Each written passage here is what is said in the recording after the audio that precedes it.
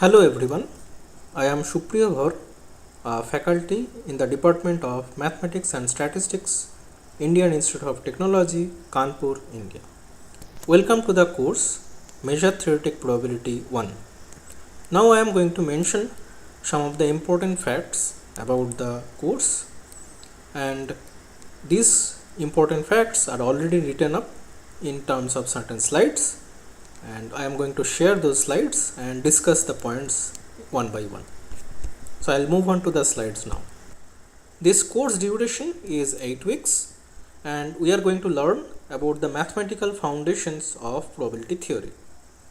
And for this mathematical foundations, we need the language and tools from the measure theory, and hence we have the title of the course Measure Theoretic Probability 1.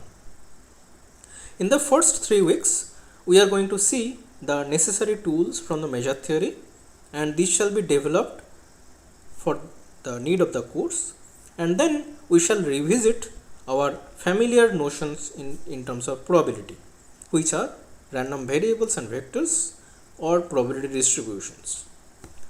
Basic familiarity with such notions involving random experiments, events, random variables, etc. shall be assumed. In addition, regarding the results of measure theory that we are going to introduce, familiarity with real analysis is also an important prerequisite. The lecture notes has been prepared using slides that you see right now, and they are prepared using the following references. The first reference is a book by Robert B. Ashe titled Probability and Measure Theory, with contributions from Catherine A. Dullienstedt. The next reference is a book by Kai-Lai Chung with the book title A Course in Probability Theory. The third book is a book by Rick Tourette, and the title is Probability, Theory and Examples. And the final reference is a book by Patrick Billingsley. The title is Probability and Measure. So let's now highlight the important points about this course. This may help you in understanding of the lecture materials. So keep this in mind, please. The first point is the lecture notes are made up of certain numbered entries involving definitions, notes, propositions, etc. For example, you will see definition 1, definition 2, and then some remarks or certain things will be put in terms of notes. So those will also be note 1, note 2, and so on. And at the start of each week, the numbering and the enumeration will be reset to 1. So that means in week 1, you will see numbering starting with 1 for each of the definitions, notes, and other things. And to the end of the first week, you will see then some numbering, let's say up to 20 or 30 or whatever. And then at the beginning of week 2, the lectures that you will find, again the numbering will start from 1, so you will again see definition 1, proposition 1, and so on. So please keep track of this. So the lecture notes will be broken down in terms of the individual weeks. Okay, so that's an important point, and this will be used for later references. So I might require some results from week 2 when I am discussing certain topics from, let's say, week 4 or 5. In that case, I will say that look up such and such notes, such and such proposition from week 2 references. So please take care of that.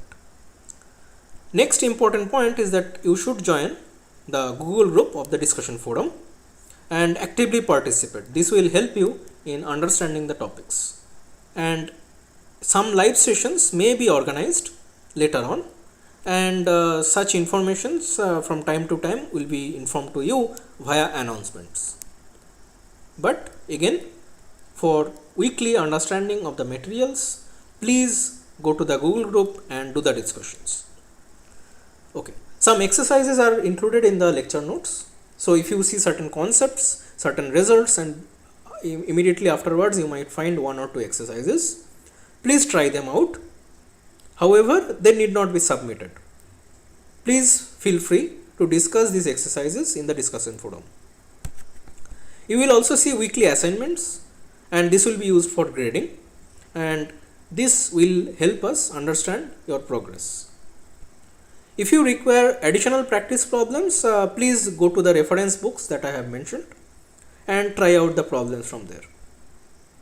And an important point is that all communications in this course will be either through the announcements or the discussion forums.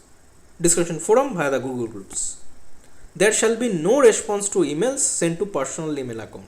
So if you send me some emails to my personal email account, please do not expect a reply.